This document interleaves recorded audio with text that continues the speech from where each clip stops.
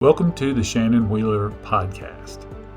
After spending 30 years in the housing industry, I have come to understand that there are two things that I love to talk about.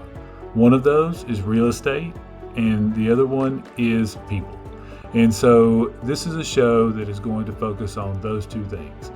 Real estate and all the things that go on in the real estate markets, because it's of a lot of interest to me, and people, because I've learned, if nothing else, over 30 years' time, that every business is truly a people business.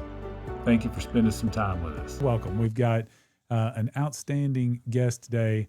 April is Fair Housing Month, and my guest today, Robert Morris, internationally hired speaker and teacher, coach in the real estate space, expert in fair housing. So it's going to be a great, lively conversation you'll want to stick around for.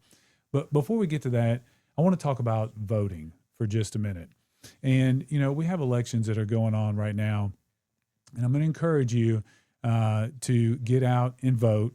I'm going to share with you a story, something that happened to me when I was in my mid-20s. A relative by marriage, he and I were in a discussion, and I, served in the military. I was a veteran of a foreign war. I'd come back from Desert Shield, Desert Storm. But I just was disenchanted somewhat with voting. It just really wasn't kind of coming home to me and ringing as something that I was as convicted as I am now that needed to happen. And so he shared something with me. He said, Shannon, if there's one issue that one of those candidates can advance during their time in office that matters to you, that is enough of a reason to go and vote. And so that really changed the way I look at voting. And so, here we are. We've got early voting is going on right now. We've got an election coming up May 5th. And I thought about that ever since I had that conversation. And so I think about that as we stand here now with some of our choices that we have to make. So I tell you that because I applied that same thinking in a lot to our local politics. I will go ahead and tell you, I voted earlier today, and I cast my vote for Randy Allen for mayor of Rutherford County. And the reason I cast that vote for Randy is because the one issue that matters to me probably more than just about any specific issue is, what is that person's temperament? Is that person a consensus builder? Is that person someone who is going to look out for the interests of all parties? And that is something that I know to be true about Randy. I've seen Randy in big rooms. I've seen Randy in small spaces. I've seen Randy's leadership create growth in organizations he's been connected to. But the one thing that I see in Randy that I value is consensus building and building partnerships with all parties and a concern for all the citizens of Rutherford County. Now, that's not to say that the other candidates don't also feel those same things. It's not to say that they aren't also able to do great things. But when I look at those three candidates, in my view, Randy Allen is the one that is going to get the closest representation and get to most closely represent my values and what I think is important and what I think is going to serve the residents of Rutherford County the best. So I'm wishing him the very best of luck. But what I'm going to implore you to do is ask yourself those same questions. Ask yourself, it's not a matter of, do I need to vote or should I vote? I can tell you that I just spent a few days with my son, who is currently serving in the U.S. Army, and he was home from deployment. And I can guarantee you that he wants you to go and vote. And he's doing things to make sure that you can. So it's not a matter of if you should or can you, or is there somebody worth voting for? That's not even the point. The point is, You absolutely have a lot of people that are going through a lot of effort to make sure that you have the right to vote.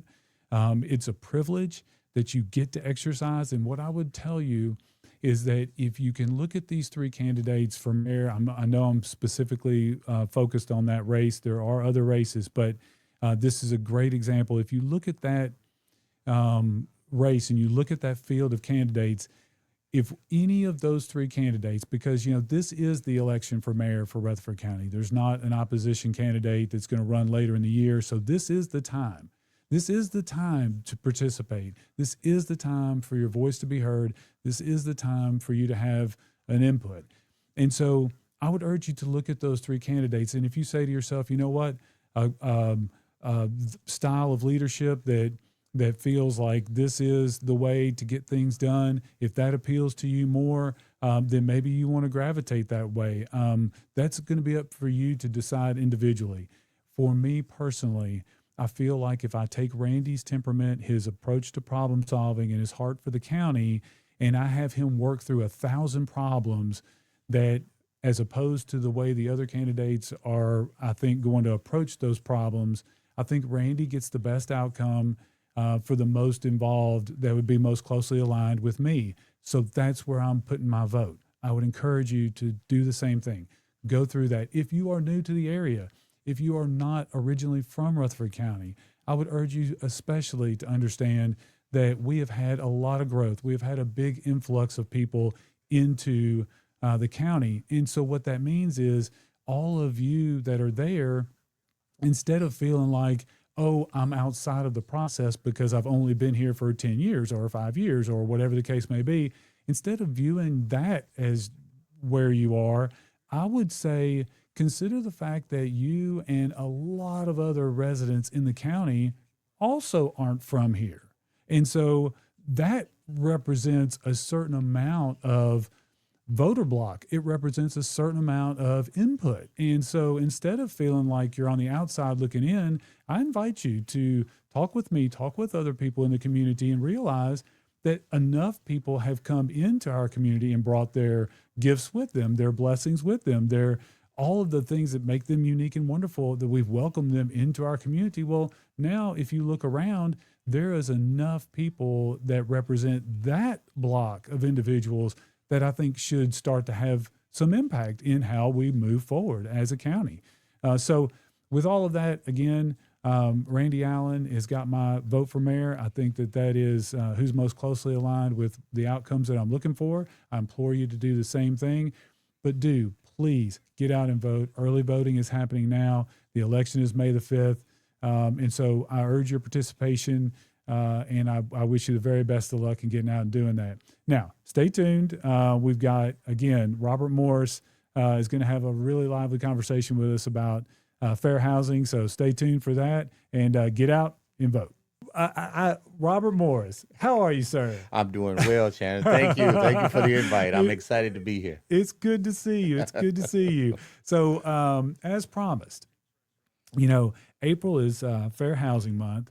And as promised, I've got who I believe to be our preeminent expert as far as where we can reach in our purview here. Our preeminent expert and many others is going to be Robert Morris when it comes to fair housing. Now, Robert is not only an expert in fair housing, he has a long, very successful career in real estate education, real estate coaching, real estate training. Listen, let me tell you, if you look at the alphabet soup after Robert's name, I mean, I think you could spell like most all the countries in the world. Like there's a lot of things. There could be like a whole Scrabble game just designed around the letters after this man's name, but they're all earned, and they all come from years in the classroom, both teaching and learning. So he's going to treat us to a fair housing conversation that I know will enlighten you.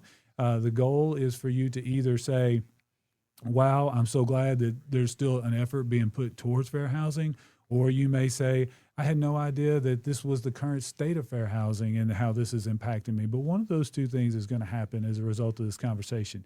But with all that being said, I'm going to introduce you to Robert, and I'm going to ask him to tell you a little bit about his story, his Murfreesboro story, and give you some background on him, and then we'll get started. Welcome, Robert. Well, thank you again. I am excited again to be here, and yeah, it's been a journey. It's been a journey here. I am a graduate of Middle Tennessee State University some time ago, a couple of days ago. Some time Anyway, ago. yeah, I think it was '81. I came out Okay. '77 to '81, and originally from Memphis. Okay. This is where I was, and I came up. I thought I was going to play some football. All right. And I decided, after looking at the size of those guys, that maybe my career would not be so long in that. So I did fraternity life. I graduated on time Okay. and started my career. My emphasis was pre-med at the time. Okay. Double majored in biology and chemistry and a minor in psych. Okay. So became an EMT, got certified in x-rays, chest and extremities. Started with paramedic school, intubation, cardiac drugs, moving down the line, thinking that that was the path. Yeah. And then somebody who cared about me said, you ought to get in real estate. And I said I didn't want to. You know, a lot of people would I think at first say to themselves, okay, I'm dialing back the clock. It's the, mid 80s, and I'm thinking this medical path versus a real estate path. I mean, you say somebody that loves you and cares about you because you know how the story ended, right? But I think a lot of people may be thinking, I don't know, how does that work? Well, what was it that was so appealing about it that made you turn away from a career in medicine like that? I mean, well, it was the challenge. It was my mother who gave me the challenge as an only child, and they were doing investments in real estate, and felt that somebody needed to know other than them. okay. And I said they could hire anybody, not necessarily me, because my track was a different way. And as you introduced and you spoke heartfeltly about the election, part of my journey was on the prayer that I had, that I wanted to be in a position to make a positive difference in the lives of other people. Yeah. But I wasn't specific. I thought it was going to be in medicine, and it turns out that this is my 41st year in real estate and helping people own a piece of America and help dreams come true for those who maybe thought that it wasn't possible. So, man, that is fantastic. What a great story. Now, I'm going to cliff notes a little bit for everybody so we can get to it. But started in Memphis, got to MTSU, graduated, but then moved away from the area. Back to Memphis. And then came back in 97. Now, so here's what's interesting. All right. I think, we talk about transplants all the time. We talk about people coming from either not Nashville or Murfreesboro, but in your case, you've got a few things. So one, MTSU graduate and fellow Tennessean. So you claim some hometown vibe as it is. But then I think also that the new rule is if you got here before the Titans, you're a native. That's the new rule. That's the working basis. So I consider that to be 99. Okay. So you qualify on several different levels. 97. That's right. That's right. I made it in. This be a hometown. Yes, I made it in. But at any rate, so you come back here in 97, and you're into your real estate career, and the thing that you just said that really struck me is helping people own a piece of America that maybe didn't think they could, or finding your way to serve in that journey, right? Right. But that journey is not the same journey for everybody. True. Very true. I mean, I think that's why we have this conversation, right? Yes. So let's talk about that a little bit. In 41 years, I can see your brain is going back, and over 41 years, a real burning question is going to be, have we moved the needle, or have we just changed and obscured the question? Where is that living for us? But let's start basically with just the idea that, the journey to home ownership, to being vested in America, has not been the same for everybody. True. And we collectively began to figure out how to start the process of trying to address this. So let's start there. what happens in the 60s? What happens? Where does fair housing start? Where does it come from? What is it? Let's talk about the origin story for just a minute so people can kind of catch up to why we started this. Okay, prior to the Civil Rights Act in the 60s and that movement that was coming, it was apparent that not everybody was given the same opportunities to own homes. Whether it was government programs that did that, whether it was the mindset of individuals based on that, it wasn't the same. So the opportunity to actually accumulate generational wealth was not offered to everyone. 13th Amendment abolished slavery. 14th Amendment said that everybody should have the same rights of home ownership and what those things were. So we were making some progress back in the day, and then we had the Jim Crow laws come, and they actually stymied whatever that growth was. And that perpetuated itself through the 1960s until the Fair Housing Act was put in place in 1968. Okay. So 1968, we hit another watermark. Yes. Actions happen. Things are put in place. If I'm thinking about this correctly, it probably was not smooth. Oh, quite the contrary. Everybody didn't just say, oh, good, yes. Finally we're here, let's go. A lot of opposition, a lot of pushback, and a lot of it, quite honestly, was one, the programs instituted by the government, and the other part was fear. If you were told that you had to live in a certain neighborhood to get these funds from the government, like FHA, you had to have the funds to actually take a mortgage out. And they said, well, you have to live in these areas and not those areas. So even policies that were put in place, individuals just didn't decide that they didn't want to live next to each other. Now, I think that's interesting. Yeah. You're talking about systemic responses to systemic problems. Correct. It's not just that Robert and Shannon couldn't figure out how to live at 123 Lucky Lane and 456 Lucky Lane naturally. It was this outer influence. So you have to do things systemically to address systemic problems. Correct. Correct. So they put in fair housing laws. What's the full body here? What's the full context? It's not just a race issue. There's a bigger context to the fair housing laws. True. It never was a race issue. We, in the matrix that we exist here, we have had those who made it a race. It's never been about black or white. Yeah. It's been about being human. Yeah, and I think that is part of why it's also important to keep having these conversations, because I think some people forget that evolves. Yes. And it's got a wide definition. So anyway, so they expanded. It's not just black, white. What are the protected classes in fair housing? Okay. There have been 3 amendments to the Fair Housing Act. The last was done in 1995 when they added people with disabilities and familiar status with children. There have not been any additional amendments to the Fair Housing Act since 1995. But we had 7 core pieces: race, color, religion, sex, familiar status, disability, and national origin. Those are the federal protected pieces. HUD has also decided that they were going to change. When you talk about protected classes, they've now started calling that prohibited characteristics.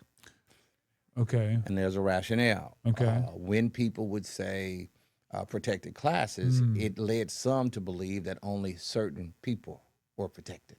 Or that there was an extension of a right or consideration that wasn't just the same as everyone else. That is correct. That maybe there was some favoritism in what that was. I'm going to adopt that and pay attention. I do believe that'd be the case, because I still in my mind from just years of classes, that protected class pops in my head. Correct. But I do like that better. Yeah, prohibited characteristics are what that is. Now, the rationale is that if you were a white person and you wanted to actually live in an area that was maybe predominantly black, if you said in Atlanta, or if you said outside of Washington, D.C. and Virginia area, There are some upscale areas. If you, as a white person, wanted to move there but were denied, then you could file a claim. So it's not just a black-white thing that people know about. So HUD felt changing that would let everybody know that they're protected. As a matter of fact, every human being is in a protected class. Yeah. Yeah, there's not a single human being. Which ones who's not. are we going? That would be the thing. Yes. I can't remember the 7. Okay, just name for me the ones that are not protected. It's Right. like there should be 0. They are not. If you said race, it's protected. Yeah. Sex is protected. What human characteristic are we going to choose not to protect? Like none. None. Right. None. Okay. So everybody on the planet, well, That's at least fair in housing. America, is protected by the Fair Housing Act. And I do like the change in nomenclature because it takes it from something that makes it seem different than, again, fair housing or equity in Yes. housing. Yes. Really? Okay. Yes. So let's talk about, impacts of not having fair housing. So, for example, if you're in your 30s and 40s and you're running around in the world of America out there these days, maybe you've not really gotten connected to or understand fair housing because you're just living beside it. You're not really interacting with it either in the headlines or interpersonally. So if you were to take that person and say, let's imagine a world without fair housing. Yes. Let's imagine a world without these laws in place. Correct. What does that world look like? Totally restrictive. I think chaotic. Have you ever done this exercise? Have you ever gone through and thought, what does the world look like if we don't have fair housing laws? Well, if you just picked a category, if you said familiar status, Okay. there was a time that if you were a female and you had children that were under the age of 18, but you didn't have a husband, they said you didn't need a house. Wow. Or my whole life would be different. Yeah. My whole personal life would be different. Right. You don't have a male figure, therefore you If don't. my mother had not been allowed to own the house that we lived in, my whole life would have been different. Okay. Or if you, let's just say, for the sake of, you were able to drive in today. Lo and behold, something happened and you had an accident and you no longer were able to drive. And you needed access to a building. It says, well, we can walk up steps. I mean, you can. If you can't, you got a wheelchair, I guess you just don't get to go in the building. Now, how would that work? I mean, if you said an individual, one of the things we always... Yeah, so let's say it's something like to apply for a marriage certificate or a marriage license. Oh, now you can't get married, right? I mean, it's like there's these. They weren't going there to just have ice cream, Correct. right? I mean, these are things where there's services that they have Yes. no longer access to. Well, let's just say we are an immigrant nation. So Yes. if they said if you have German descent or Polish descent under national origin, that you couldn't own a house. Or if you were French, or you see, people confuse the fact that maybe our pigmentation of our skin is the same, so we're the same. No, we're very different. There's a ton of diversity in that, even though you might look the same. Which is also an implicit bias. That's it, yes, and that you make the assumption that you're the same. I guess it's an implicit. It's a bias It's of a some. bias. It's a bias of some form. But I'm gonna have you walk us through some of the murkiness, because once you go through with someone who understands how this plays out, then you can see it. You understand it. At least you know and can recognize it a little bit better. And so let's talk about that stuff. So in all of these things, we have the laws in place. Yes. We needed them. They were put in place. We continue to try to strengthen them as we go along. But what are some of the ways that it slips in to people's lives through implicit bias is one. And I think there's a couple of others. But talk about some ways that people can find themselves running afoul of fair housing approaches and not really even know it. They Right. just unbeknownst to them. Now, the thing is, that doesn't give you a free pass. Correct. So that is also the reason we have these conversations. So Yes. help us, Robert, understand how these things can come up. Well, we as human beings, we are naturally biased by nature. It is true. Now, some people, even when I'm explaining in class, they get a little bit confused because if I were to say, Shannon, that you're prejudiced, and you would look at me and says, "Man, you're out of your mind. My best friend was," and I start listing all the reasons in my mind that I'm Right, not. I right. can explain. I have, right. But I didn't say you were a racist. Very true. I said you were prejudiced. Very Now, true. why are you prejudiced? To the types of foods you eat, to the place you chose to live, to the place you worship, and the type of clothes you wear, to the type of vehicle that you decided to buy, and the team that you decided to support, and the team that you didn't decide to support. You don't have. So you are prejudiced just by the nature of being a human being. Prejudice should not be looked upon as something that's bad. It's unique. We are all unique individuals. There's nobody on the planet like us. So if you like chocolate ice cream and I like vanilla ice cream, we're just different. And it doesn't mean you're like, man, there's no way I'm going to do vanilla ice cream. Well, you have a prejudice to it. Now, those are things that we are aware of. Those are personal prejudices. The ones that kind of get us in trouble are the implicit ones that we are not consciously aware that we do. So walk through a couple of ways that may show up. Well, by virtue of how we grew up in our culture, 50% of our makeup is from the culture that we were reared in. Okay. So if you grew up with parents, great-grandparents, and other parents, and they had views about certain things, they instill those into you, right?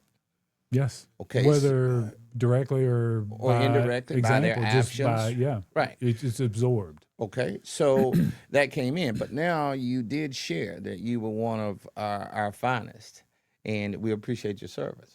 But now I'm sure that you met some people who didn't look like you, but you trusted them unconditionally. With my life. And you felt that they were quality people, and they had your back, and they would just protect you, and there would be no issues whatsoever, right? And you learned that they were good people. But what if you were taught all your life that they were bad people? Now you're struggling within yourself. Wait a minute. I know these people to be good people, but I've been taught that they are bad people and I'm not supposed to like them. I often ask people now, once you know that a person's a good person, regardless of where they come from or what they do you treat them that way because it's your truth? Oh. Or do you still apply the truth that somebody else instilled in you? I would say there's probably a lot of people that are conflicted at different times. They're conflicted at different times. They may feel front-facing one way with one person and front-facing another way with the other person in slight variations, but that's the point. Yes. Right? Why? I mean, in most of our conversations, I would ask people, says, okay, you were told by Uncle Bob or Aunt Sue that a person like me was a bad person. And I'd say, has somebody like me done something to you? It's like, no. Has somebody like me said something out of place? Or, no. Has somebody like me done something to a family member? You're just like, no. So I ask you the question, well, why do you feel the way you feel about me? Yeah. What input have you had? Yes. That tells you anything that informs you at all? That's correct. Yeah. Well, here's what happens in the absence of knowing. See, segregation kept us from getting to know each other. And when you don't know each other, Purposeful. you make up stuff. Fill in the blanks. Yes, it's assumptions. And where do you get those assumptions? From other people, maybe the news media, television, movies. So, because I remember riding in a motorcycle. Well, I like to do that. My hair blows in the wind. Yeah. But with our Hawk chapter group here in Murfreesboro, we pull up at a Shoney's. We go inside. Men are going to freshen up. We go in the men's room, and there's two guys. Hey, guy, Ralph, did you see that gang that just drove in? Yeah, I'm glad that we're getting out of here. Now, their perspective of people on motorcycles is maybe from Sons of Anarchy, the movies. Right. Or the Mayans on television. Right? Because they don't know any interaction with us, right? Yeah.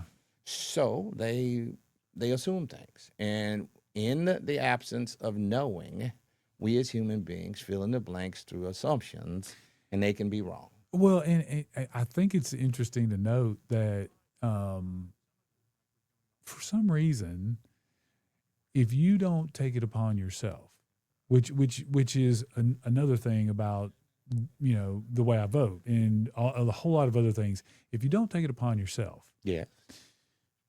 to form an opinion, to not be lazy, to actually carve out some space for yourself, I find it interesting that a lot of the space that gets filled with these other sources, the news sources, these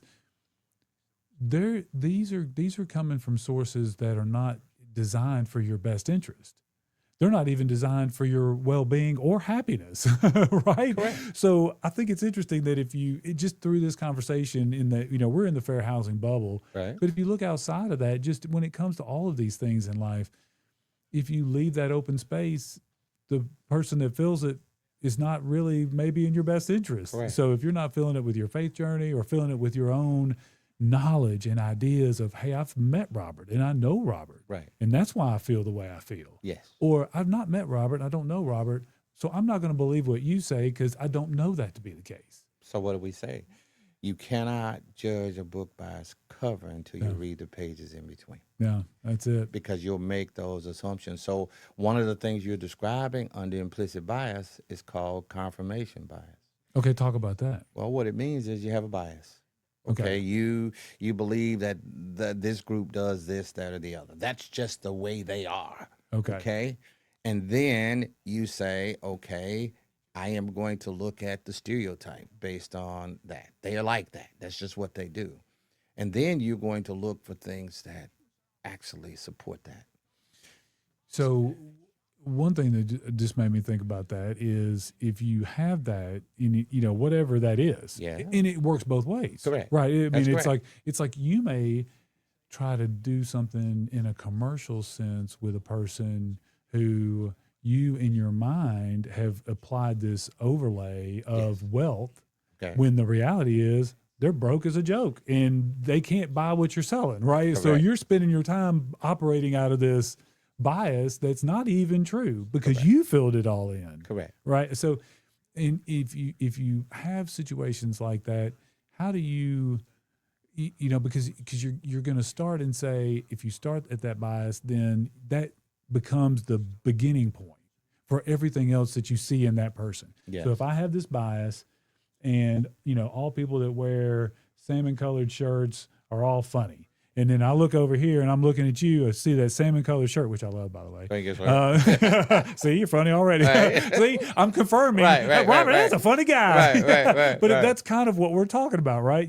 Correct. You take this basis, and so everything that I look at you is going to come from this space of, is that funny or not funny? I start making judgments based on he's trustworthy or not trustworthy. He's got money or not got money. Like all of these things, instantly you begin making those other judgments. Correct. And it leads you down a path. And when you and you're only going to seek out the things, and the reason that is because this thing called our brain, it lies to you, doesn't it? Well, when it encounters difference, then three things happen. Implicit bias can happen. Identity anxiety can happen, or stereotype threats can happen. Okay, I'm looking at this picture and it looks different. So if I don't know anything, I fill in the blanks from whatever sources that I may have gotten. And those sources could be wrong. Those sources could be totally off base. You ever been stereotyped as a young person coming up through school or whatever, and they called you something and it hurt, and but it really wasn't true. But in their minds, that's kind of what they did. Every human being suffers from what we call the fairness paradox. Okay. We believe that people should be treated fairly. We believe that they should have equity, but just not at our expense. Oh, man. Oh, yeah, like trash. Every human being generates trash, right? Yeah. Yeah, and it has to go somewhere. Yeah. Just not in my backyard. Yeah, NIMBY. Yeah. I'm behind you. Way behind you. And so all of these things that play in our brains cause us to treat people differently. So let's talk a little bit you train internationally, nationally, all over boards of realtors and all these things. So, this show is about two things. It's about real estate and people, and Right. so those two things collide constantly, right? It's real estate, it's a people business. Right. So let's just talk about some real practical things. I'm gonna fire off some questions to Okay. you, and this is where for realtors that watch this show, for my clients that watch this show that deal with my realtor partners, we're going to talk about just some of the, you and I can talk high level theory. We can talk all those things Right. all day long because we love to. But for mom, dad, grandma, Okay. grandpa, just Right. people in the world, what do you run into on a day to day basis? So let's talk about. Okay. I'm Shannon Wheeler, and I own 2 rental properties out in town. And I'm thinking, okay, I'm gonna lease those rental properties out. Where does fair housing impact me? Because I think a lot of people have property different, especially after COVID, they've kind of collected some. But so if I want to run an ad, if I want to start leasing that property, what do I need to be thinking about when it comes to fair housing? Well, fair housing has some prohibitions with it that you cannot necessarily discriminate. You cannot have discriminatory advertising. You cannot tell a person that a property is not available in it when it is, and so forth and so on. However, there are some exclusions or what we call exemptions to the fair housing law. Okay. One is for individuals who want to sell their home on their own, if they want to sell their home. As long as they're not using a licensed professional, as long as they're not outwardly using discriminatory advertising, and they don't own more than 3 properties at any one time. They don't want them to be a business where they're accumulating properties and flipping them on the market. Okay, so this is an important concept Yes. because there's a derivation between a person and their personal property rights and what they can do with their personal owned property versus when an activity reaches into the public sphere where you're either representing individuals in exchange for a fee and or you're dealing with the general public. That begins to change. That is true. Okay. And so if you are Joe and Jane, you live at 123 Lucky Lane, you own 456 Lucky Lane next door, and you don't hire a management company, you don't get involved in any of those things, and you don't run any ads that are afoul of fair housing, which it would have to be accidental, I would imagine, for somebody, but you just never know.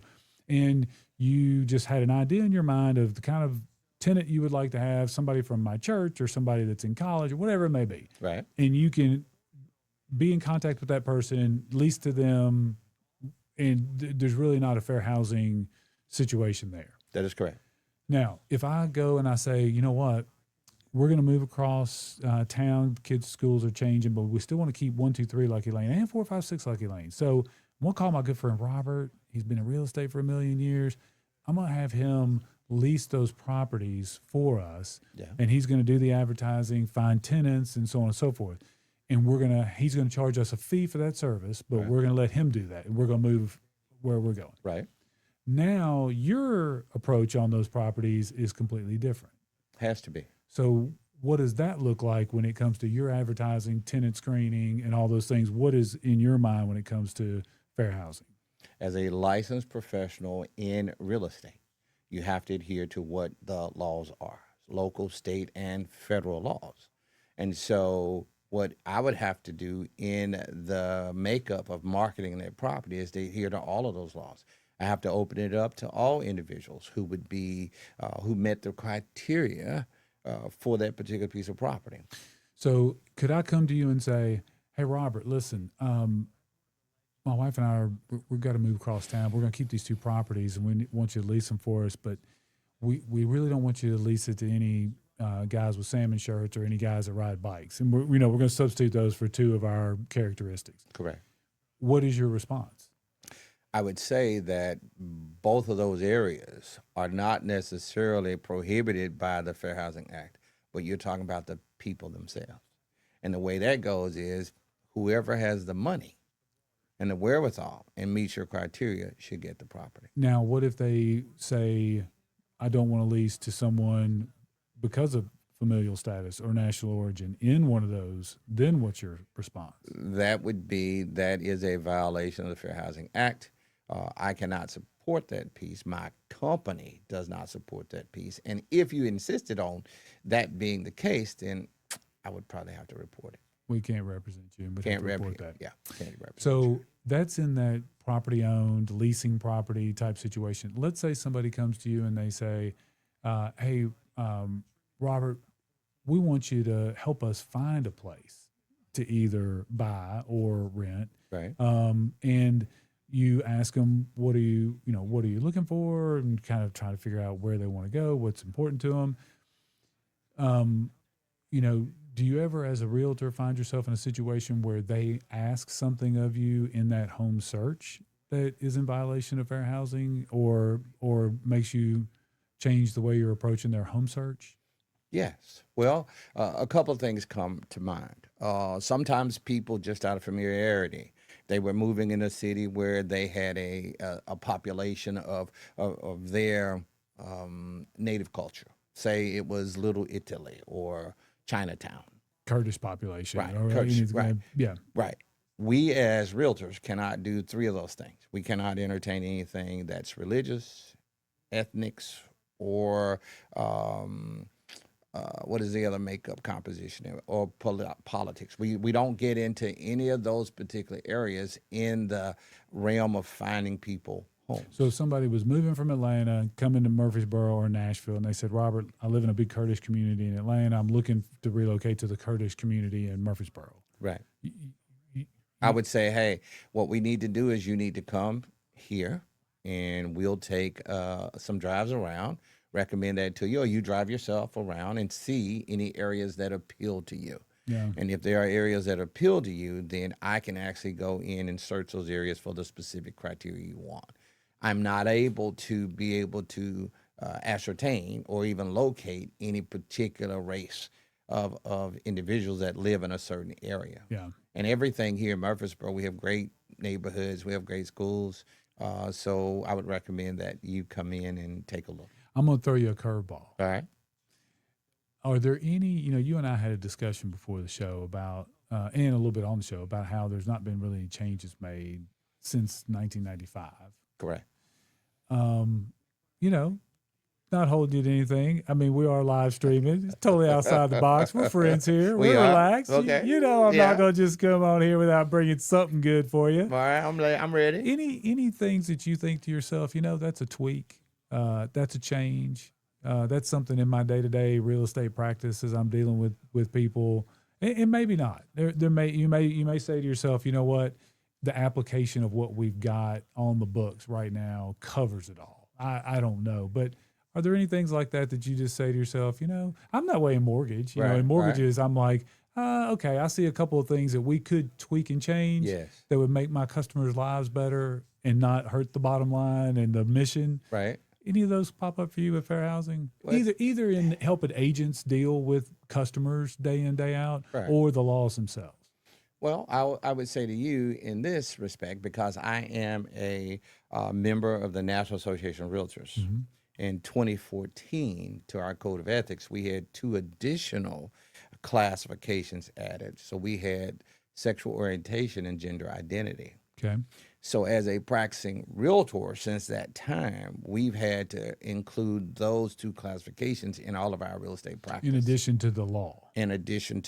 Now, those pieces have not been added to the federal law yet.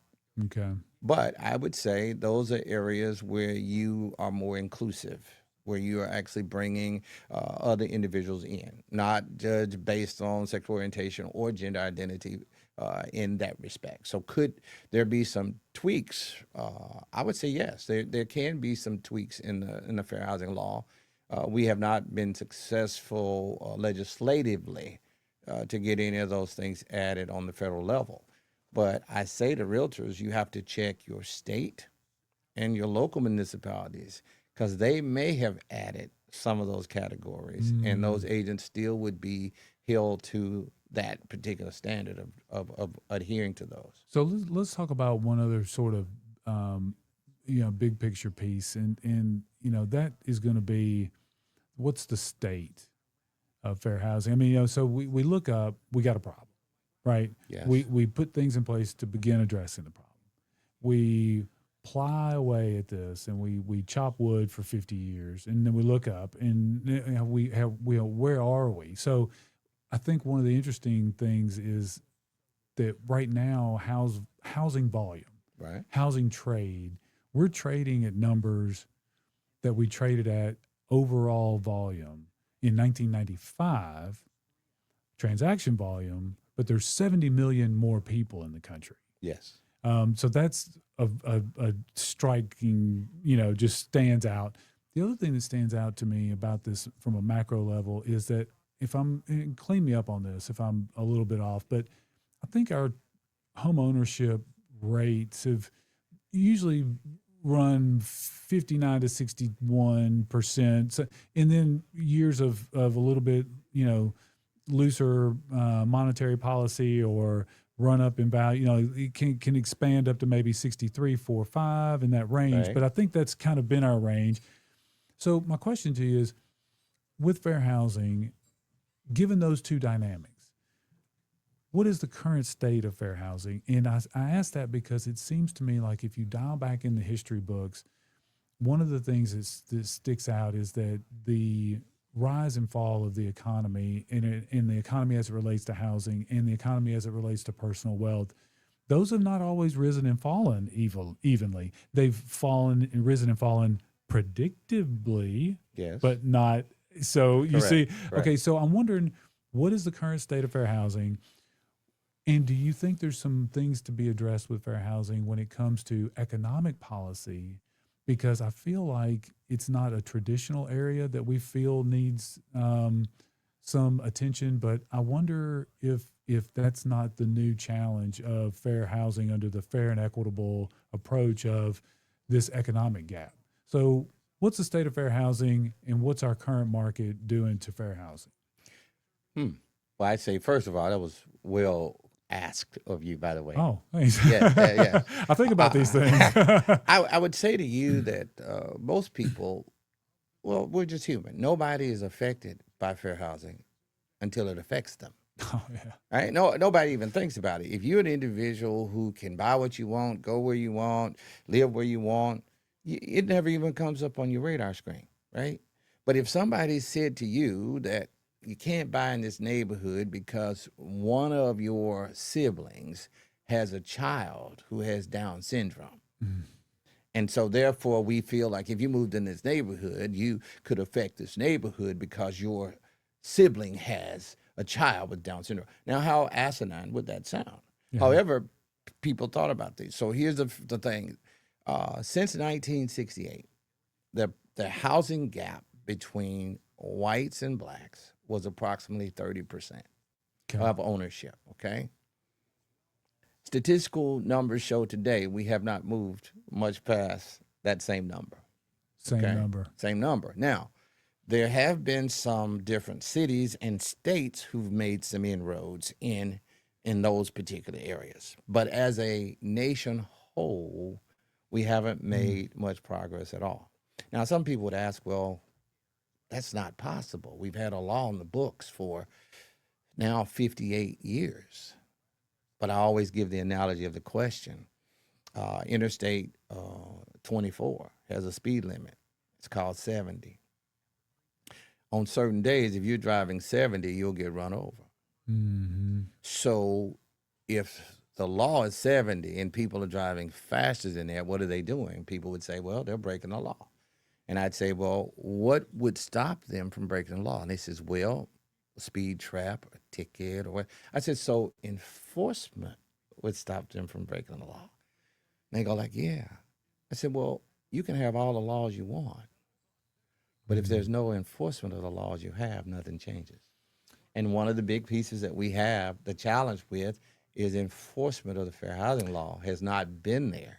Yeah. Therefore, we haven't made a lot of inroads in closing whatever those gaps are. Yeah, and I know that there are a lot of people who don't have fair housing interaction, but they are saying things about their children trying to buy their first home. Mm-hmm. And what's interesting is if you replace the economic pressures that they're talking about Right. with things that they would have not had any control over, Yes. the frustration is the same. Yes.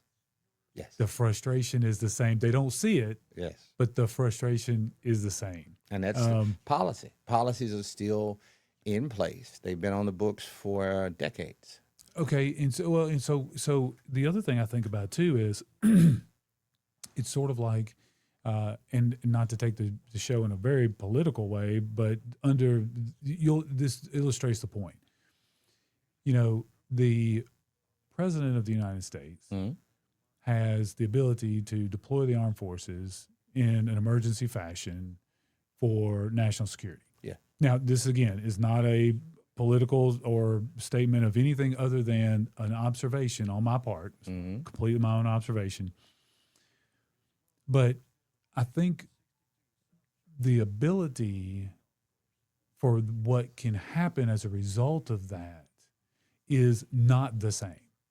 For example, if 100 years ago, or just 50 years ago, or 75 years ago, however long, not that long ago, if somebody would have said, Robert, you're the president of the United States, we have to give you the ability to deploy military force in a moment's notice in an emergency situation to secure our national interest. Okay, I got it. So if you stand up and you say, today's the day, we got to do it, throw everything we got at them, it's happening now. Okay, 6 months later, there's people getting on. Do you see what I'm saying? That is not the same as one person being able to stand up now and say, that whole country's got to go tomorrow because they can do it. They can do it. Yes. That is altogether different. So when you look at fair housing, my thing would be, we have these laws in place. But if you think about the way we deliver financial products, if you think about the way we manipulate and deliver data, if you think about the way we can segment people based on their digital footprint, and then you think about that, if you did not have fair housing laws, how far down the wrong road could we go like that? I mean, it's taken everything we've got to hold the line, Robert. I understand that. Because but for that, what happens?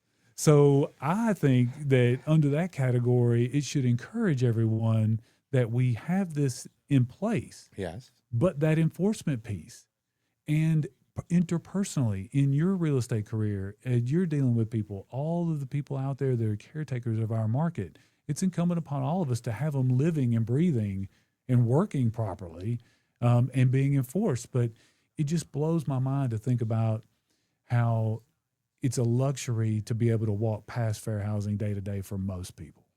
I